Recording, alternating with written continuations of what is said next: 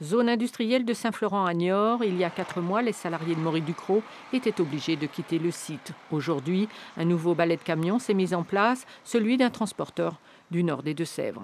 Ces salariés, délégués syndicaux et représentants du personnel étaient présents hier en salle d'audience au tribunal administratif de Cergy. 3 syndicats contestent l'homologation du plan social validé par la direction du travail. Si ils ne valident pas l'homologation, ça va permettre aux salariés de faire un recours au niveau du Conseil des prud'hommes et de demander des dommages et intérêts tels que la loi leur permet.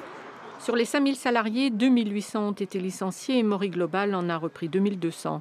Selon les syndicats, les licenciements ont visé en majorité les ex-Ducrot, payés plus cher que les Maury et qui comptent plus de salariés syndiqués.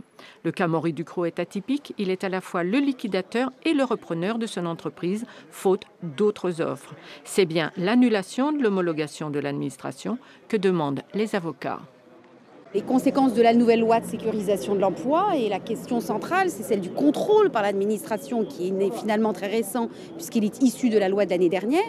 Donc aujourd'hui se pose la question de savoir quel est le rôle de l'administration, quel est le rôle de la direction départementale du travail lorsque des plans de sauvegarde avec des licenciements aussi nombreux que ceux du dossier Maury Ducrot sont envisagés, sont tranchés et mettent autant de salariés sur la paille à la recherche d'un emploi. Le tribunal a mis l'affaire en délibéré. Il rendra sa décision le 11 juillet. S'il valide l'irrégularité, l'AGS, le régime patronal de garantie des paiements des salaires, estime que la note pourrait atteindre au moins 42 millions d'euros.